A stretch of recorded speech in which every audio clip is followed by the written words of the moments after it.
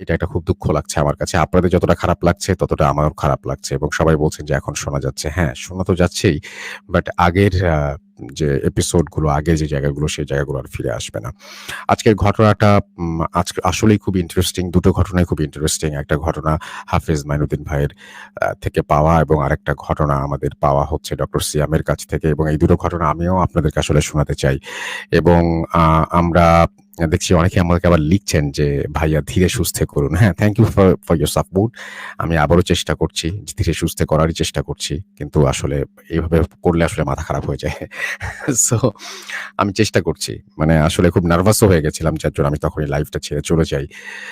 আর সবাই যেহেতু এত বেশি রকমের আমাদের সাথে আজকে যুক্ত হয়েছেন সেজন্য খুব খারাপও লাগছিল আসলে। আ তো যাই হোক আমি চেষ্টা করে দেখি কি করা যায় আপনাদের জন্য এবং আমাদের এই ভিডিও ফাইলটাকে আমরা আবারও নতুন করে দেখি আপনাদের সামনে নিয়ে এসে হাজির করা যায় কিনা। কারণ আমি এখনো পর্যন্ত আ বুঝতে পারছি না। আমাদের রোজ লিখেছেন প্রতিদিন সেম সমস্যা। আমরা এই শোটা ৩ নাম্বার এপিসোড। 2nd এপিসোডে কোনো প্রবলেম হয়নি। ১ম দিন প্রবলেম হয়েছিল, আজকে হয়েছে। এটা যদি আপনার প্রতিদিন মনে হয় তাহলে আমার তো মনে হয় যে মুশকিল। যাই হোক thank you very much for your comment. আ এভাবে আমাদের উৎসাহ দেওয়ার জন্য। প্রতিদিন সমস্যা এটা হয়তো আমাদের কাজের স্পৃহাকে এবং আমাদের আরো ভালো করার স্পৃহাকে বাড়িয়ে দিবে। সেজন্য আপনাকে অসংখ্য ধন্যবাদ। তো আমরা চেষ্টা করছি আমাদের এই কাজটাকে গুছিয়ে নিয়ে এসে আপনাদের সামনে হাজির হওয়ার এবং সেইজন্যই আমাদের চেষ্টাটা অব্যাহত থাকবে। আর আমি এখনো পর্যন্ত যেটা করতে চেষ্টা করছি সেটা হচ্ছে আমি আগে ফাইলটা নিজে চেক করে দেখব। কারণ এটা যখন আ ভিডিও ফাইলটা যখন পাঠানো হয় তখন সেই এন্ডেও কোনো প্রবলেম থাকতে পারে বা এই এন্ডেও। আমি নতুন করে আবারও ভিডিও ফাইলটাকে ডাউনলোড করছি এবং তারপরে আপনাদেরকে শোনানোর চেষ্টা করছি। আসলে লাইভ শো তো আমি নিজেও এই জায়গাটাতে এত বেশি ইউজড টু না। এই সফটওয়্যারে আমরা অনেক কষ্ট করে আসলে এই শোটা করছি। সো আ দেখা যাক আমি পুরোটা শোনাতে পারি কিনা আপনাদেরকে। তো আমার মনে হয় যে এইবার আর প্রবলেম হবে না। এবার আর প্রবলেম হবে না। কারণ এখন আমি দেখতে পাচ্ছি যে আ কাজ করছে। তো আমি আবার আপনাদের নিয়ে যাচ্ছি ঘটনায়।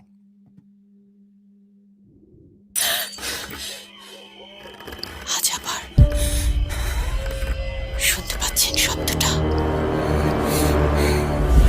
ভয়ের আরেক নাম ভূত.com with Russell.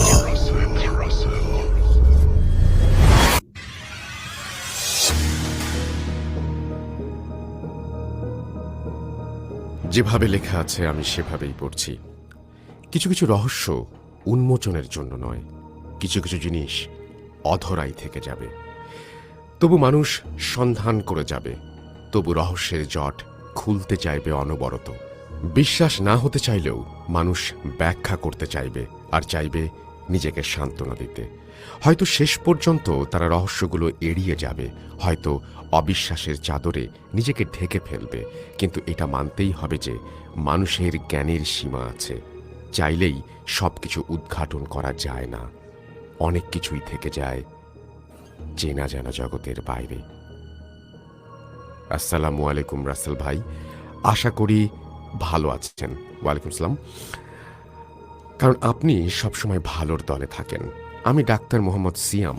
আমি sir Salimullah medical college Mitford হাসপাতালের একজন সাবেক ইন্টার্ন। মিটফোর্ড হাসপাতাল উপমহাদেশের সবচেয়ে প্রাচীন হাসপাতাল।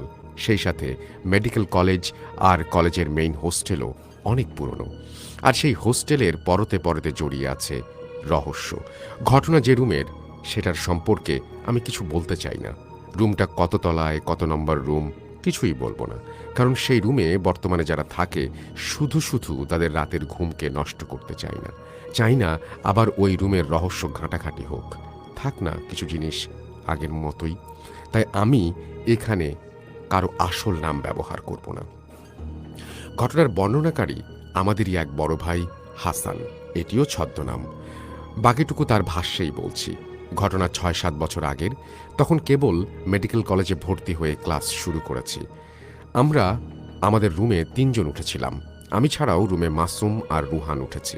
প্রথমেই বলি, আমাদের রুমটা ছিল অনেক বড় আর রুমের মাঝের দিকের দেয়ালের সাথে আগে থেকেই তৈরি করা একটা আলমারির মতো আছে। আর সেই আলমারির সাথে লাগানো আছে একটা আয়না। জানুয়ারি মাস, প্রচণ্ড শীত তখন। আমি ছিলাম একটু ফাঁকিবাজ টাইপের। প্রায় প্রতিদিন সকালবেলার ক্লাস মিস হতো। তার উপর শীতের কারণে বিছানা থেকে উঠতে চাইতাম না সহজে। যেদিন এই ঘটনা ঘটেছিল সেদিন ছিল বৃহস্পতিবার। সকাল 8টায় অ্যানাটমি বিভাগে একটা পরীক্ষা ছিল, কিন্তু আমার ইচ্ছে করছিল না পরীক্ষা দেই। ঘুম থেকে উঠতে উঠতে 9টা বেজে যায়। চোখ মুখ থেকে কম্বল সরাতেই আমার চোখে পড়ে রুমের মাঝখানে সেই আলমারিটার দিকে। আমার রুমমেট মাসুম সেই আলমারির সামনে দাঁড়িয়ে আছে আর এক মনে মাথার চুল আঁচড়ে যাচ্ছে। কিন্তু সবচেয়ে অবাক করা বিষয় হচ্ছে, মাসুম চুল আঁচড়ে যাচ্ছে ঠিকই, কিন্তু সেই আলমারির আয়নার মধ্যে দিয়ে আমার দিকে তাকিয়ে আছে এক দৃষ্টিতে। বিষয়টা আমার কাছে অদ্ভুত লাগলেও পাত্তা দেয়নি। আমি আমার মোবাইলের দিকে মনোনিবেশ করি, কিন্তু বারবার মনে হচ্ছিল মাসুম এখনও তাকিয়ে আছে আমারই দিকে। আমি তাই সেই আলমারির দিকে আবার তাকালাম। তাকিয়ে দেখি মাসুম আমার দিকেই একইভাবে আয়নার মাঝে তাকিয়ে আছে। আমি তখন তাকে জিজ্ঞেস করি, কিরে মাসুম, আজ ক্লাসে যাসনি? আর আয়নার সামনে দাঁড়িয়ে কি করছিস? মাসুম কোনো উত্তর দেয় না। আগের মতোই দাঁড়িয়ে দাঁড়িয়ে চুল আঁচড়াতে থাকে, কিন্তু আগের চেয়েও দ্রুত গতিতে চুল আঁচড়ে যায়। আর তাকিয়ে থাকার ধরনও অনেক হিংস্র হয়ে ওঠে। ভাবলাম, নতুন রুমমেট, সবার মানসিকতা এক হবে না, এটাই স্বাভাবিক। একজন এক এলাকা থেকে আসে, তাই কে কেমন সেটা বোঝা যায় না। হতে পারে এটা মাসুমের মানসিক সমস্যা। এটা ভাবতে ভাবতেই আমার ফোনে একটা কল আসে। নম্বরটা দেখে আমি চমকে উঠি। আরে, এই যে মাসুমের নাম্বার! কলটা ধরতেই ওই পাশ থেকে মাসুম বলে ওঠে, কিরে, ঘুম থেকে ওঠ, আজকে পরীক্ষা ক্যান্সেল হয়েছে রে। আমরা তো সবাই সিদ্ধান্ত নিয়েছি বুড়িগঙ্গায় নৌকায় ঘুরতে যাব, চলে আয়। আমি হতবাক হয়ে যাই। আমি কাঁপা কাঁপা গলায় বলতে থাকি, কিন্তু তুই না মাত্রই রুমের মধ্যে ছিলি, আর আলমারির সামনে দাঁড়িয়ে চুল আঁচড়াচ্ছিলি। আরে ধুর, কি উল্টাপাল্টা বলছিস ঘুমের ঘোরে! আমি তো সেই সকাল 8টাতেই কলেজে চলে এসেছি, আমি কি করে রুমে থাকবো? এই কথা শুনে আমি বিছানা থেকে লাফ দিয়ে উঠি। তাকিয়ে দেখি আলমারির সামনে কেউ নেই। ভয়ের একটা শীতল স্রোত আমার পুরো গা বেয়ে নিচে নেমে আসে। আমি এক দৌড়ে রুম থেকে বেরিয়ে আসি। আমি অনেকের সাথেই ঘটনা শেয়ার করি, কেউ বিশ্বাস করলো, আর কেউ কেউ স্রেফ উড়িয়ে দিল ঘটনাটি। এভাবে 1-2 করে ঘটনাটি ছড়িয়ে পড়ে। একদিন আমাদের থেকে বয়সে অনেক বড় এক সিনিয়র ভাই ফেসবুকে আমাদের ঘটনার প্রেক্ষিতে একটা ঘটনা শেয়ার করেন। উনি 1982-83 সালের দিকে যখন এই মেডিকেলে পড়তেন, তখন আমাদের রুমেই থাকতেন। আমাদের ঘটনা ওনার কাছে পৌঁছালে উনি ফেসবুকে তার জীবনের ঘটনার বর্ণনা দেন। ওনার ঘটনার মতো করেই লিখছি।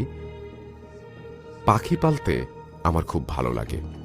আমার বাসায় টিয়া, ময়না, বুলবুলি, মুনিয়া সব রকম পাখি ছিল। কিন্তু যখন আমি সলিমুল্লাহ মেডিকেল কলেজে চান্স পেয়ে যাই, তখন আমার প্রিয় পাখিগুলো ছেড়েই ক্যাম্পাসে চলে আসি। নতুন পরিবেশ, নতুন মানুষদের সাথে পরিচিত হচ্ছি। এত কিছুর মধ্যেও আমার মনটা পড়েছিল আমার বাড়িতে, যেখানে ফেলে এসেছি আমার প্রিয় পাখিগুলো।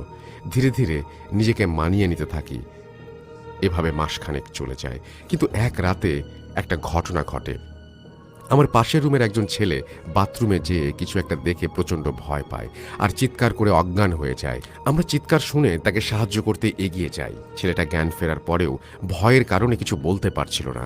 একসময় স্বাভাবিক হয়ে বলতে থাকে, আমি রাতে পড়ছিলাম, তারপর বাথরুমে যাই। যথারীতি বাথরুমের কাজ শেষ করে যেই না বের হয়ে আসব, ঠিক সেই সময় বাথরুমের সবগুলো লাইট বন্ধ হয়ে যায়।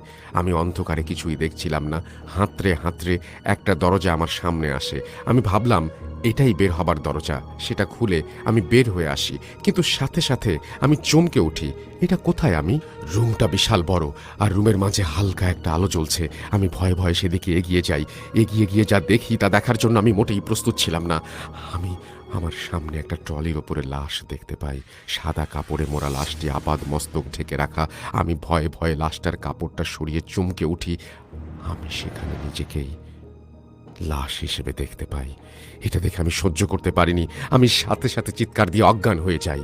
আমরা শুনে প্রচণ্ড ভয় পেয়ে যাই। বিশেষ করে আমাদের বন্ধুর অবস্থা দেখে আমরা কিছুতেই কিছু মিলাতে পারছিলাম না। আস্তে আস্তে সবাই ঘটনাটা ভুলে যাই। আমি যথারীতি পড়াশোনা করতে মন দেই। একদিন পড়তে পড়তে অনেক রাত হয়ে যায়, রাত প্রায় 3টা। আমি হঠাৎ বাইরের করিডোরে পাখির ডানা ঝাপটানোর আওয়াজ পাই। আমি অবাক হলাম, কি ব্যাপার, এত রাতে বাইরে এমন পাখির ডানা ঝাপটানোর শব্দ। আমি যেই না রুম খুলে বাইরে আসি, আমি এদিক ওদিক তাকিয়ে কিছুই দেখতে না পেয়ে যেই রুমের ভেতরে ঢুকতে যাব, হঠাৎ আবার সেই শব্দ। এইবার পেছনে ফিরে আমি একদম অবাক হয়ে যাই। আমি আমার করিডোরের দেয়ালের ওপর একটা কবুতর দেখতে পাই। কবুতরটি দেখতে ছিল অনেক সুন্দর, কিন্তু চিন্তার বিষয় এটাই যে এত রাতে কবুতর কোথা থেকে আসবে। আমি ভাবলাম আশেপাশে কারো বাসা থেকে হয়তো এসেছে, কোনো কারণে মালিকের বাসায় যেতে পারেনি। তাই আমি কবুতরটিকে আমার সাথে করে নিয়ে এসে আমার রুমে রাখি। যেহেতু আমি ছোট থেকে পাখি প্রেমী, তাই আমি কবুতরটাকে নিয়ে আমার বিছানার পাশে রেখে কিছু চাউল খেতে দেই। তারপর এক সময় ঘুমিয়ে যাই। সকালবেলায় ঘুম থেকে উঠে দেখি কবুতরটি সেই একই জায়গায় বসেছিল, কোনো খাবার খায়নি। আমি রুমের দরজা খুলতেই সেটা ডানা ঝাপটাতে ঝাপটাতে উড়ে যায়। সেই দিন রাতে আমি পড়ছিলাম, আবার রাত ৩টার দিকে ডানা ঝাপটানোর আওয়াজ পাই। আমি আবারও বের হয়ে আসি। যথারীতি আমার আবারও অবাক হবার পালা। ঠিক সেই কবুতরটাই যেটা কালকে আমি দেখেছিলাম আমার রুমে এসেছে। আমি আবারও পাখিটাকে নিয়ে আসি সাথে করে। আমার মনে হচ্ছিল পাখিটা তার মালিকের কাছে কোনোভাবেই যেতে পারছিল না, হারিয়ে গেছে। তাই আমার কাছে কালকে আশ্রয় পেয়ে আজকে আবারও এসেছে। আমার পাখিটার প্রতি মায়া হয়। আমি আজকেও তার সাথে কবুতরটাকে নিয়ে আসি, রুমে যাই, কিছু খাবারও খেতে দেই, কিন্তু কোনো কিছুই খাচ্ছিল না, শুধু একটা জায়গায় চুপচাপ বসেছিল। এভাবে কিছুদিন পার হয়ে যায়। আমিও পাখিটার প্রতি আকৃষ্ট হয়ে পড়ি। প্রতিদিন রাত ৩টায় তার আগমনকে স্বাভাবিকভাবে নিতে শুরু করি। একদিন খুব ঝড় হচ্ছিল।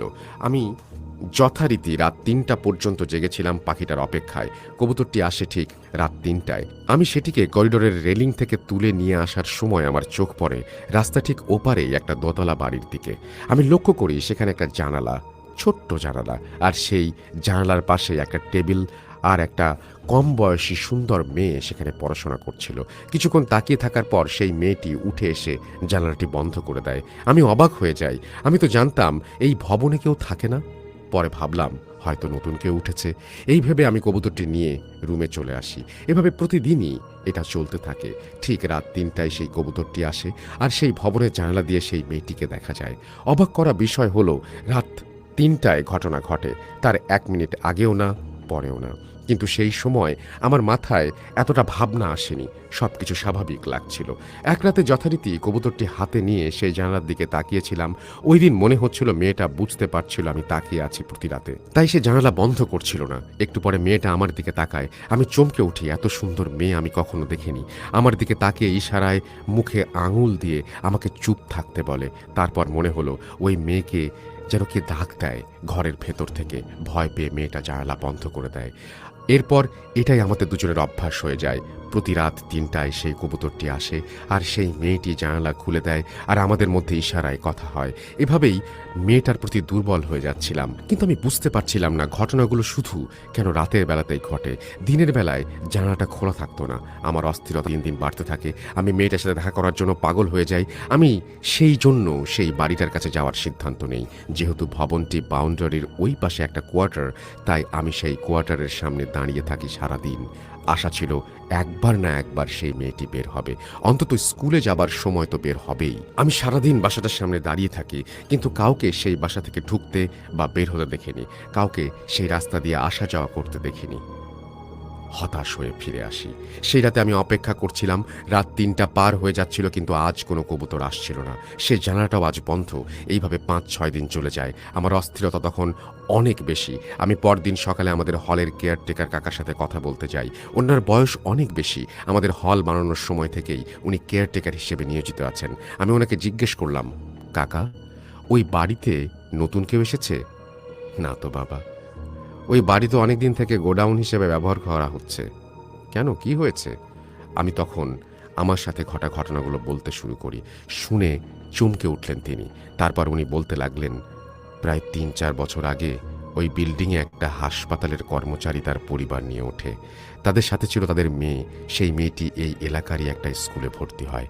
একসময় এই এলাকার একটা ছেলের সাথে তার সম্পর্ক হয়। মেয়েটা কবুতর খুব ভালোবাসত, তাই সে কবুতরের খোপ বানিয়ে পালত। কিন্তু একদিন তার সম্পর্কের বিষয় তার পরিবার জেনে যায়। রাতে মেয়েটাকে অনেক মারা হয়। মেয়েটা তাই অভিমানে আত্মহত্যা করে। তুমি কি জানো কোথায় আর কিভাবে এই মেয়েটা আত্মহত্যা করে? হলের সামনের দিকের যে গাছটা আছে সেই গাছের দড়ি দিয়ে ঝুলে মরে সে। মেয়েটা যেদিন রাতে মারা যায় সে রাতে অনেক ঝড় হচ্ছিল, আর তার ঠিক 2 বছর পর এক রাতে প্রচণ্ড ঝড়ে গাছটা ভেঙে যায়। এরপর থেকেই এই সব সমস্যা চলতে থাকে। তুমি কবুতরটাকে আদর করেছো দেখে সে তোমাকে দেখা দিয়েছে। আসলে কবুতরগুলোও মেয়েটাকে অনেক ভালোবাসতো, তাই মেয়েটা মারা যাবার পর কবুতরগুলো খেতে চাইতো না কিছু। এভাবে আস্তে আস্তে সব কবুতর মারা যায়। সবকিছু শুনে আমার মনটা বিষিয়ে ওঠে, ভয়ের যে খারাপই বেশি লাগে আমার। আমি তাকিয়ে থাকি সেই বাড়িটার দিকে, মনে হলো কেউ যেন আমার দিকে তাকিয়ে ফিক করে হেসে দিল। তার জমে উঠল এক বুক দীর্ঘশ্বাস। এই ছিল আমার ঘটনা। ঘটনাটি 100% সত্য। যদি ভালো লাগে পড়ে শোনাবেন। ভূত.com দীর্ঘজীবী হোক এই কামনা করে বিদায় নিচ্ছি আজকের মতো। পরবর্তীতে দেখা হবে কোনো এক রহস্যের সীমানায়।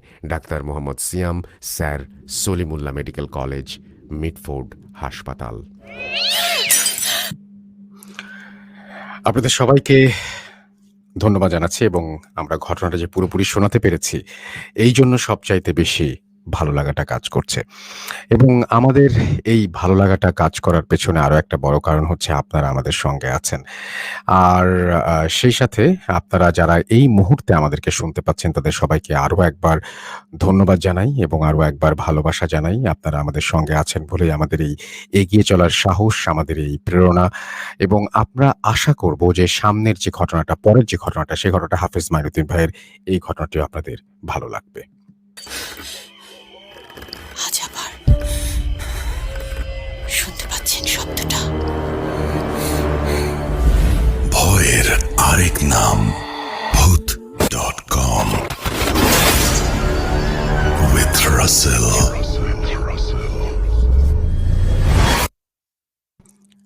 আমরা দেরি না করে খুব দ্রুত চলে যাব পরে। Spirit, be here with me.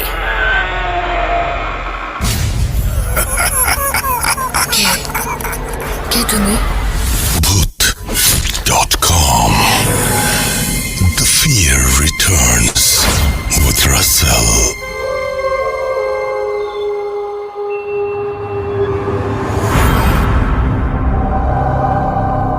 আপনাদের সবাইকে আরো একবার স্বাগত জানাচ্ছি। আমি রাসেল এবং আজকে অত্যন্ত আনন্দের একটি দিন আমাদের সবার জন্য, এই কারণেই যে আমার খুব প্রিয় একজন মানুষ আজকে আমাদের স্টুডিওতে উপস্থিত হয়েছেন এবং তিনি যে এসেছেন এই জন্য আমি নিজেকে ধন্য মনে করি। তিনি হচ্ছেন আমাদের হাফেজ মাইনুদ্দিন ভাই।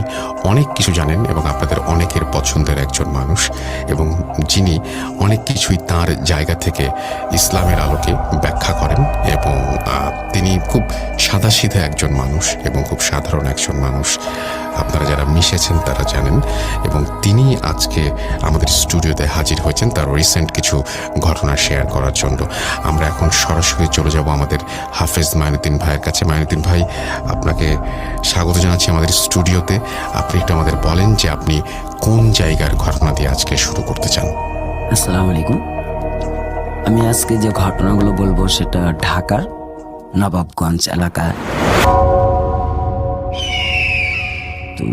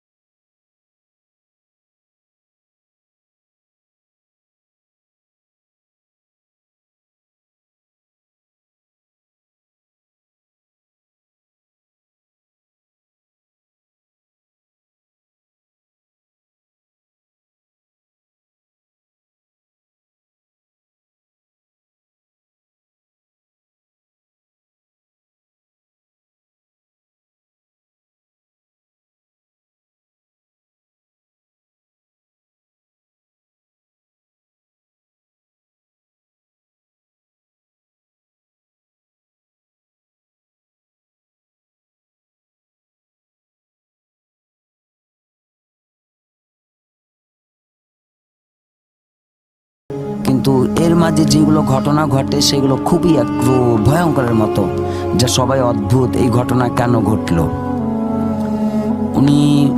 উনার নাম ছিল জলিল, সবাই জলিল ভাই করে ডাকতো, যিনি মারা গেছেন বৃদ্ধ লোকটা।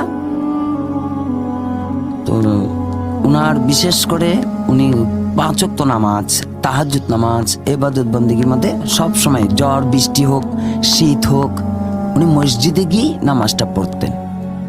তো রাত্রি ঠিক 12টা 12:30টার দিকে উনার তো লাশটা নিচ তলায়, 4 তলায় উনি যে বিছানাতে যে ঘরটাতে থাকতেন, ওনার ছেলের বিবি, ওনার স্ত্রী মানে ছেলের স্ত্রী, উনি বিবিটাকে দেখতেছে যে শ্বশুর আর কি তাহাজ্জুদ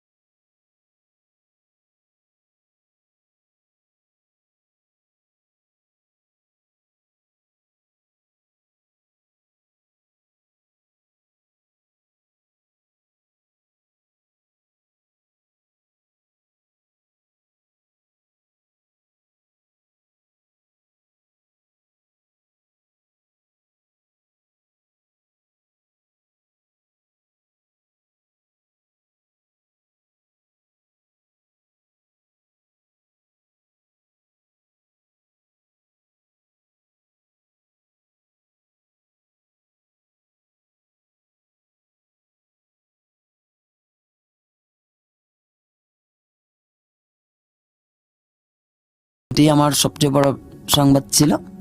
আমি গিয়ে দেখে আসলাম। ধন্যবাদ আপনাকে আপনার এই চমৎকার ঘটনার জন্য মাইনুদ্দিন ভাই, এবং আশা করছি যে আপনাদেরও এই ঘটনাটা অনেক বেশি ভালো লেগেছে। আমরা চলে যাব আমাদের পরবর্তী ঘটনায়। অনেক ধন্যবাদ আপনাদের সবাইকে, এবং আমি জানি যে আপনারা সবাই এই আজকের যে ঘটনা সেই ঘটনাগুলো এনজয় করেছেন। Spirit, be here with me. কে কে তুমি? Bhoot.com. The fear returns with Russell.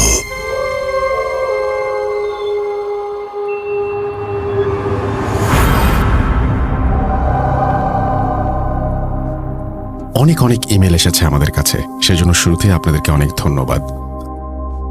আমি গত সপ্তাহে বলছিলাম যে আমাদের এখানে ব্ল্যাক ম্যাজিকের ঘটনা তো প্রচুর আসে, এবং সাধারণত অমুকে করেছেন তমুকের কাছ থেকে শুনেছি এরকম ধরনের ঘটনা বেশি আসে। কিন্তু যারা ব্ল্যাক ম্যাজিক করেছেন এবং করার ফলে এখন অনুশোচনায় ভোগেন বা বুঝতে পারেন যে কাজটা তিনি ঠিক কাজ করেননি, তাদের আমার মনে হয় যে একটু এগিয়ে আসা উচিত এবং তাদের এই বিষয়ে কথা বলা উচিত। তো আমার কাছে আমি যখন বললাম এই কথাগুলো তখনই একটা ইমেল চলে আসলো, এবং সেই ইমেলটাই আমি আসলে এই সপ্তাহে পড়ব, এবং আশা করছি যে এই ইমেলটা আপনাদের সবারই ভালো লাগবে। বেশ লম্বা একটা ইমেল, আমি চেষ্টা করছি যতটা সুন্দর করে পড়া সম্ভব পড়ার।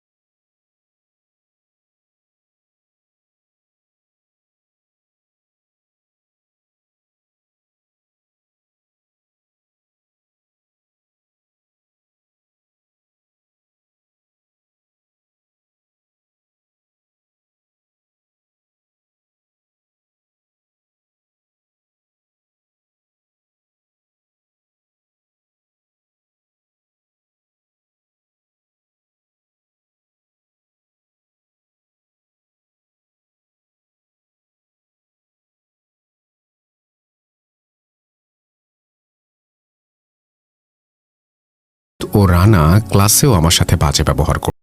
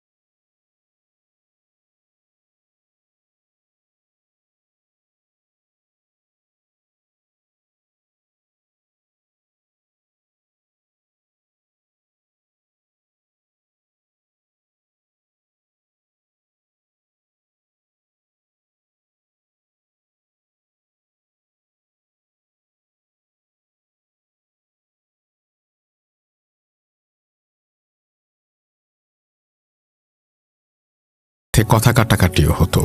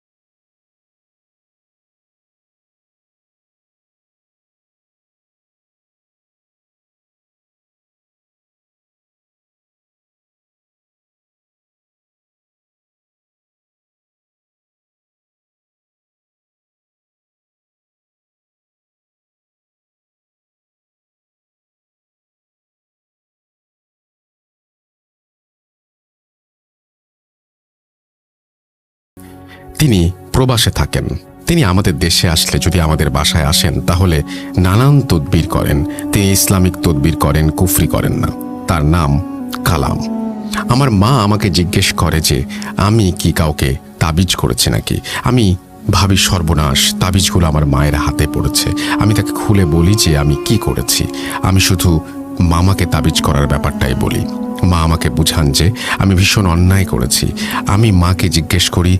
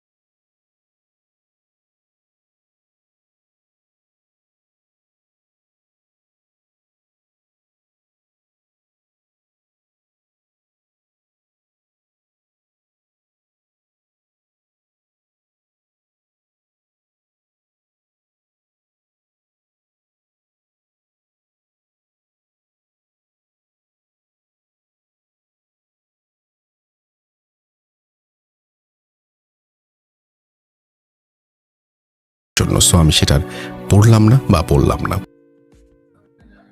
তো এই ছিল ঘটনা, এবং আশা করছি যে এই ঘটনাটি আপনাদের ভালো লেগেছে। যদি ভালো লাগে তাহলে আমাদের অবশ্যই জানাবেন। অনেকে বলছেন যে পুরনো স্টোরি কেন চালাচ্ছি? আচ্ছা, পুরনো স্টোরি, নতুন স্টোরির কথা যদি বলেন তাহলে আগামীকাল আপনারা নতুন স্টোরি শুনবেন, সে বিষয়ে কোনো সন্দেহ নেই। আর আজকে আরেকটা স্টোরি আপনারা শুনে দেখুন যে এই স্টোরিটা কেমন লাগে, এবং তারপরে না হয় আমরা এই বিষয়ে কথা বলি। আর আপনারা যারা জুজু আসছে দেখতে চান তারা অবশ্যই চলে যাবেন বিঞ্চে, এবং বিঞ্চে গিয়ে আপনারা কিন্তু দেখতে পারেন জুজু আসছে। এটা নিয়ে অলরেডি অনেকেই কথা বলছেন, অনেকে নানান রকমের কথা বলছেন, ভালো লাগছে অনেকের কাছে সেটাও জানিয়েছেন। And thank you very much আপনাদের ভালো লাগার জন্য, এবং আপনাদের ভালো লাগাতে পেরে আমরাও অনেক বেশি আনন্দিত। কথা না বাড়িয়ে চলে যাব আমাদের দ্বিতীয় ঘটনায়। চলুন শুনে আসি একেবারে দেরি না করে, আর সাথে থাকুন পুরোটা সময়।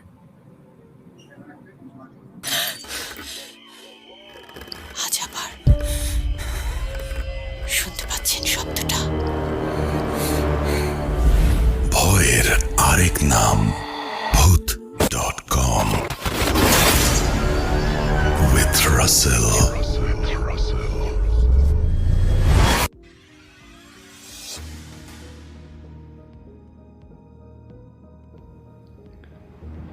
আসসালামু আলাইকুম রাসেল ভাই।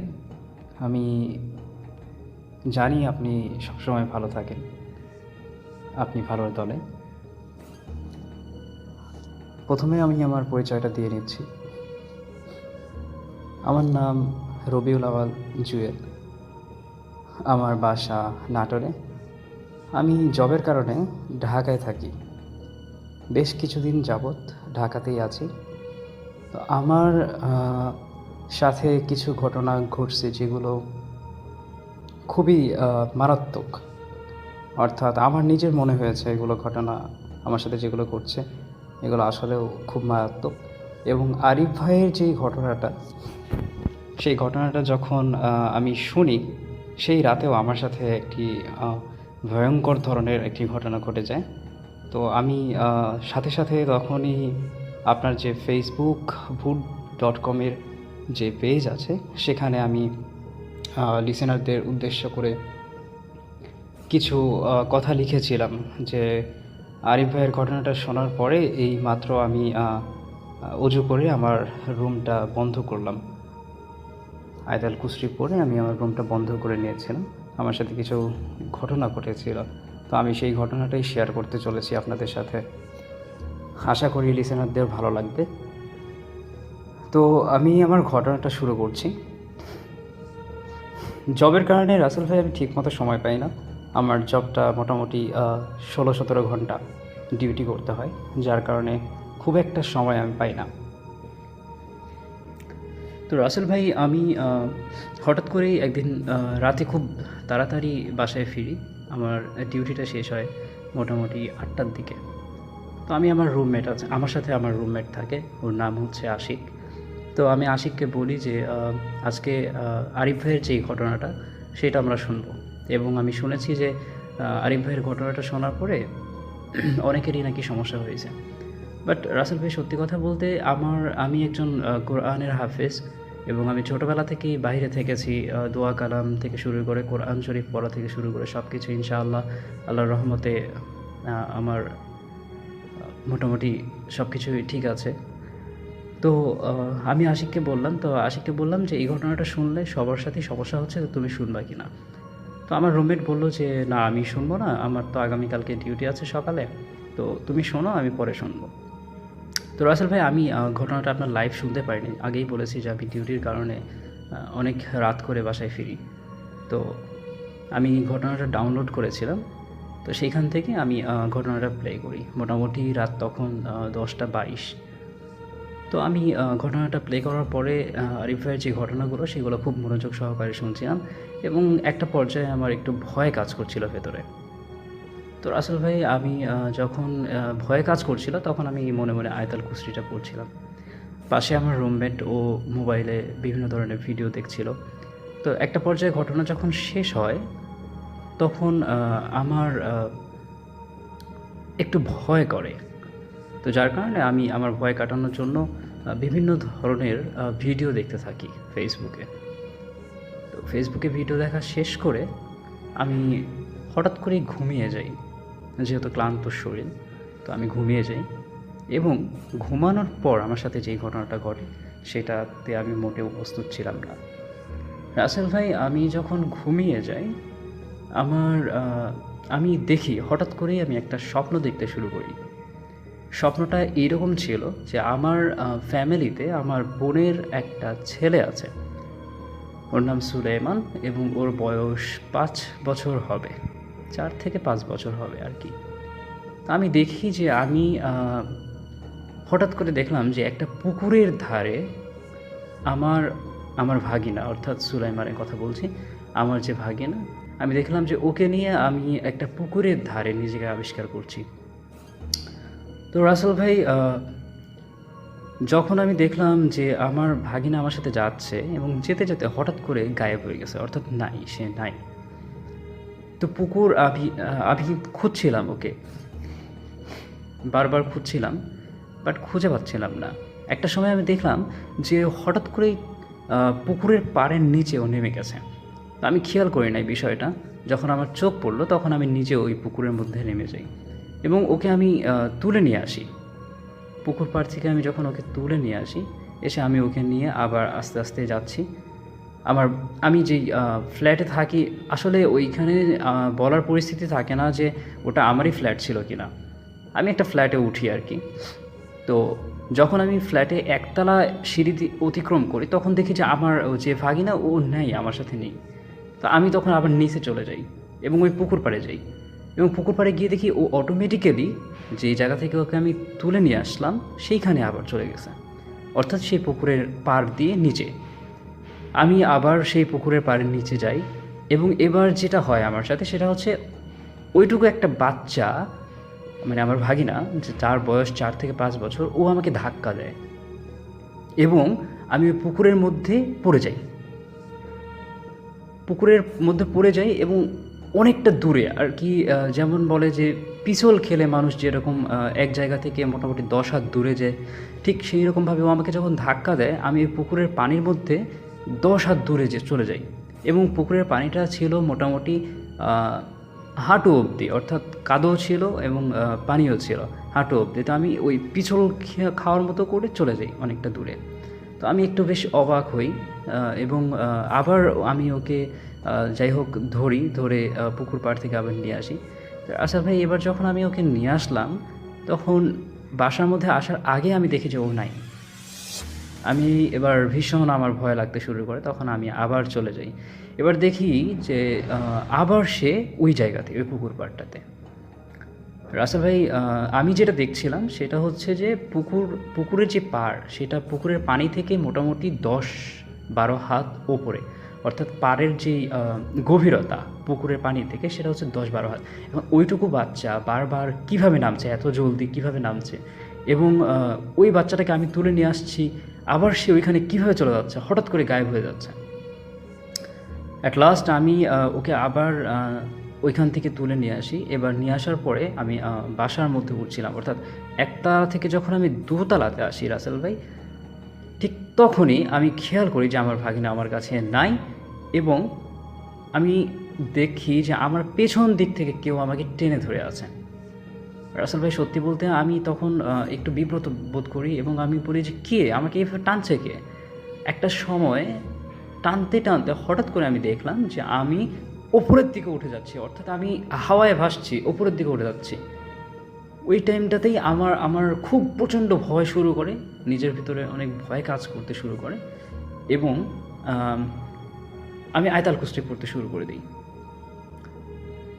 আমার হঠাৎ করে ঘুম ভেঙে যায়। কিন্তু সত্যি কথা বলতে রাসেল ভাই, যখন আমি নিজেকে আবিষ্কার করি তখন আমি দেখি যে আমার যে বেড, সেই বেড থেকে আমি মানে পেছনের দিকে সরে গেছি, অর্থাৎ আমার মাথাটা অনেকখানি বালিশের ওপরে চলে গেছে এবং আমি যে সুইটার পরে ঘুমিয়েছিলাম সেই সুইটারটা আমার গলা অবধি টান খেয়ে আছে, অর্থাৎ পেছনের দিকে চলে গিয়ে যেরকম হয় আর কি, পেছন থেকে কেউ যদি টেনে ধরে তাহলে যেরকম হয় আর কি, এরকম। তো আমি সাথে সাথে আমার রুমমেটকে আমি বলি যে লাইট জ্বালাও, তখন ও লাইট জ্বালায় এবং আমাকে বলে যে কী হয়েছে। তখন আমি বলি যে আমার সাথে এরকম একটা ঘটনা ঘটে গেল এই মুহূর্তে। তখন ও অবাক হয়ে যায়, আসলে কী ব্যাপার, তুমি এইমাত্র কখন ঘুমালে, কি হলো? ও কিছুই জানে না। তো আমি ওকে লাইটটা জ্বালাতে বলি এবং যাই, গিয়ে অজু করে আসি এবং হাতে কিছু পানি নিয়ে আয়াতুল কুরসি পড়ে আমার রুমটা বন্ধ করি। রাসেল ভাই, এটাই ছিল আমার সাথে ঘটা ঘটনা। আরিফ ভাইয়ের গল্প শোনার পর আমার সাথে এরকম কিছু একটা ঘটেছে। অ্যান্ড দেন আমি তখন সব লিসেনারদের উদ্দেশ্যে পোস্ট করি ভূত.com-এ যে এখন বাজে 12টা 7 এবং আমার সাথে কিছু খারাপ ঘটনা ঘটলো এই মুহূর্তে, যেটা আমার কাছে খুবই ভয়ঙ্কর মনে হয়েছে। তো আমি এটা যদি ইমেইলে পাঠাই তাহলে ভয়েসে পাঠাতে পারবো, কারণ আমার লেখালেখি করার মতো সময়টা আমার কাছে নেই। সো রাসেল ভাই, ঘটনা এখানে যদি শেষ হতো তাহলে ভালো হতো। রাতের শেষ অবধি আমার সাথে আর কোনো কিছুই ঘটেনি। আমি আয়াতুল কুরসি পড়ে নিজের শরীর বন্ধ করে, রুম বন্ধ করে আমি ঘুমিয়ে যাই। বাট একটা সময় আমি যখন পরের দিন ডিউটি করে আসি, রাসেল ভাই, আমি যেই ফ্ল্যাটে থাকি সেই ফ্ল্যাটের আশেপাশে কখনো আমি কোনো বিড়াল দেখি নাই। আমি যখন ডিউটি শেষ করে মোটামুটি রাত 1টার দিকে আমার ফ্ল্যাটের দিকে আসি, তখন আমি দেখতে পাই যে একসাথে 3টা বিড়াল, 3টাই সাদা বিড়াল, এবং একসাথে তারা 3জনই আমার দিকে তাকিয়ে আছে। রাসেল ভাই, আমি বিষয়টা যদিও পাত্তা দিই নাই, তো আমি ফ্ল্যাটের ওপরে উঠে যাই এবং ফ্ল্যাটের মধ্যেও কারো কোথাও বিড়াল নেই বা কুকুর নেই, কেউ এগুলো পোষা প্রাণী রাখে না। বাট আমি স্পষ্ট শুনতে পাই যখন আমি ঘুমাতে যাচ্ছিলাম, তখন বিড়াল মনে হচ্ছিল আমার রুমের মধ্যে থেকে বিড়ালটা ডাকছে। তো আমি একটু ভয় পেয়ে যাই রাসেল ভাই, এবং আমি সাথে সাথে আবার আয়াতুল কুরসি পড়ে দোয়া কালাম পড়ে আবার ওই রাতেও ঘুমিয়ে যাই। তো মোটামুটি আমার ঘটনা এটাই ছিল। অ্যান্ড আমার কাছে কেন জানি মনে হয়েছে যে আমি যে পুকুরটা দেখেছি, হয়তো বা আরিফ ভাই যে পুকুরের কথা বলেছিলেন, অর্থাৎ যে পাশের ঝাড়গুলো হেলে পড়ে গেছে, উনি যে পুকুরের পাড়ে দাঁড়িয়ে স্মোক করতেন, আমার কেন জানি মনে হয় যে আমি যে ঘটনাটা দেখেছি সেটা হয়তো বা সেই পুকুরকে আবিষ্কার করে। এবং আমি যে বাসাতে উঠেছি, আরিফ ভাই যে বাসার কথা বলেছিলেন, স্বপ্নের মধ্যে আমি যখন সেই বাসার মধ্যে উঠি, আমার কেন জানি ফিল হচ্ছিল যে সেই বাসাটা হয়তো বা আরিফ ভাইয়ের বাসা। রাসেল ভাই, আমি জানি না আমার সাথে এরকম কেন ঘটছে, তবে এর আগে কখনো এরকম ঘটনার সম্মুখীন আমার হতে হয়নি। বাট একটা সময় রাসেল ভাই আমার সাথে আরেকটা ঘটনা ঘটেছিল। আমি বাসাতে একটা সময় আমি খুব বলতাম যে আমার হচ্ছে পরি পছন্দ, এরকমভাবে আমি বলতাম। তো খুব পরি করতাম আর কি, যে একটা ভালো পরির সাথে যদি আমার রিলেশন হতো, এরকম কথা বলতাম। তো আমার সাথে এই ঘটনাটা ঘটে 2018 সালে শীতের রাত। আমি মোটামুটি খুব দেরিতে ঘুমাই রাসেল ভাই, সত্যি কথা বলতে আমি রাত জাগি আগে থেকেই। তো 2টা-3টার আগে আমার ঘুম ধরে না। কিন্তু হঠাৎ করে ওই রাতে আমি বিছানায় মোবাইলে ভিডিও দেখতে দেখতে ঘুমিয়ে যাই। আমার শরীরের ওপর লেপ দেওয়া ছিল, আমি ঘুমিয়ে যাই। একটা সময় আমি ফিল করি যে আমার বুকের ওপর ভর দিয়ে কোনো একজন মহিলা, অর্থাৎ কোনো একটা মেয়ে শুয়ে আছে। অর্থাৎ আপনি যখন চিত হয়ে শুয়ে থাকবেন এবং আপনার বুকের ওপর অর্ধেক যদি কোনো মেয়ের শরীর থাকে, যে ভর আপনি অনুভব করবেন, ঠিক সেই রকমভাবে আমি ওই সময়টাতে ভর অনুভব করছিলাম। তো রাসেল ভাই, একটা সময় আমি দেখি যে আমার বুকের ওপরে কোনো একটা মহিলা ভর দিয়ে শুয়ে আছে এবং আমার মাথায় হাত বুলিয়ে দিচ্ছে। বিষয়টা আমার খুব ভয় লাগে এবং আমি তখন আস্তে আস্তে করে ওর হাতটা ধরি, যে হাতটা দিয়েও আমার মাথায় হাত বুলিয়ে দিচ্ছিল। রাসেল ভাই, হাত ধরার সাথে সাথে আমি দেখলাম যে ওর হাতের মধ্যে চুড়ি, অর্থাৎ মেয়েদের হাতে যদি চুড়ি থাকে তাহলে সেইটা যেরকম হয় আর কি, আমি দেখলাম ওর হাতে একটা চুড়ি। আমি বুঝতে পারলাম যে এটা মেয়ে মানুষ। এবং রাসেল ভাই, আমি ওর কপালে, অর্থাৎ ওর মুখে যখন হাত দিই, তখন দেখি যে ওর চুলটা অনেক বড়, অর্থাৎ মেয়েদের চুল সামনের দিকে ঝোলানো থাকলে বা মুখের সামনে চলে আসলে যেরকম হয় আর কি। তো আমি চুলটা সরিয়ে দিই এবং আমি ওকে জিজ্ঞাসা করি যে তোমার নাম কি। সে কিছুই বলে না। একটা সময় আমার প্রচণ্ড ভয় লাগে, তখন আমি আয়াতুল কুরসি পড়তে শুরু করে দিই এবং আবার জিজ্ঞাসা করি যে তোমার নামটা কি। সে আমাকে নামটা বলে নাই এবং আয়াতুল কুরসি যখন আমি পড়তে প্রায় লাস্টের দিকে, শেষের দিকে হয়ে যায়, তখন দেখি আমার আমার বুকটা একটু হালকা হয় এবং আমি ভারটাকে বুঝতে পারি যে আমার সামনে থেকে বা আমার উপর থেকে কোনো কিছু একটা সরে চলে গেল।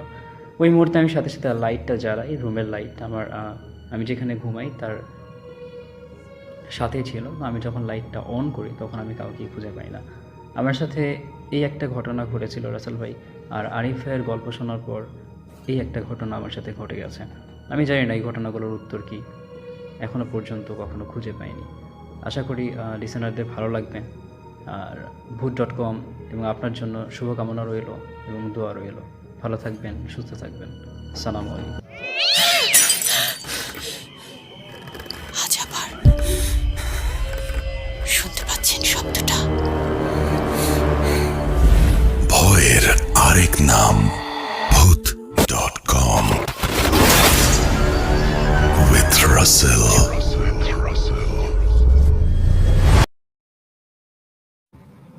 আরো একবার আপনাদের সবাইকে স্বাগত জানাচ্ছি। আমি রাসেল। আশা করছি সবাই ভালো আছেন এবং ভালোর দলে আছেন। আর আজকে আমরা শো এর মোটামুটি শেষ পর্যায়ে চলে এসেছি। আমি জানি না যে আপনাদের কেমন লাগলো। অনেকেই বলছেন পুরনো ঘটনা। আমি তো আপনাদের প্রধান চাওয়া যেটা ছিল যে আপনাদের ঘটনাগুলো ইউটিউবে দেন না, কারণ আপনারা যদি এখনো কমেন্ট পুরনো চেক করেন তাহলে দেখবেন যে ম্যাক্সিমাম জায়গাতেই লেখা আছে যে আপনারা ইউটিউবে কেন স্টোরি দেন না, আপনারা ইউটিউবে আসছেন কবে। আমরা যখন ইউটিউবে আসলাম তখন আমাদেরকে আপনারা সবাই আবার জাজ করতে শুরু করলেন। আমি ঠিক জানি না যে এখানে থাকাটা ঠিক হবে কি না হবে। আগামীকাল কিন্তু আমাদের চমৎকার একটা এপিসোড অপেক্ষা করছে আপনাদের সবার জন্য, যেটার জন্য আপনাদের যেতে হবে স্বাধীন মিউজিক অ্যাপে রাত 11:59 কেউ শুনতে ভুলবেন না। অবশ্যই অবশ্যই আমাদের সঙ্গে থাকবেন পুরোটা সময়, কারণ এখানে আছেন আফনান ভাই এবং সাবিত। দারুণ একটা স্টোরি আছে আমাদের, এবং এই দারুণ স্টোরি আমার কাছে মনে হয় যে আপনাদের সবারই ভালো লাগবে। তো দেরি না করে আপনারা চলে আসবেন এবং পুরোটা সময় আমাদের সঙ্গে থাকবেন সেই আশা করি। এবং আজকের এই এপিসোডটি, এই যে চ্যানেল যেখানে আপনাদের এই শোটি আপনি এই মুহূর্তে শুনতে পাচ্ছেন, এই চ্যানেলটি সাবস্ক্রাইব করুন এবং বেল আইকনটি প্রেস করে রাখুন। ঠিক একইভাবে আমাদের এই পেজে, এই আমাদের যে গ্রুপ, সেই গ্রুপে এবং আমাদের এই চ্যানেলে আরো বেশি মানুষকে ইনভাইট করুন, so that they can know about the show. এবং আমি আগেই বলেছিলাম যে আমাদের মেইন শো যেটা, সেটা কিন্তু শুক্রবারই হচ্ছে। এইখানে কিছুক্ষণ আপনাদের সঙ্গে কাটাবো এবং কিছু ঘটনা আপনাদেরকে শোনাবো এই মাধ্যমে। সেটাই ছিল আমাদের আশা। যদি ভালো লাগে তাহলে ধন্য হব, যদি ভালো না লাগে তাহলে আমাদের আবার নতুন করে সত্যিই চিন্তা করতে হবে। পুরোটা সময় আমাদের সঙ্গে থাকবেন। আজকের মতো এখানে বিদায় নিচ্ছি। আল্লাহ হাফেজ।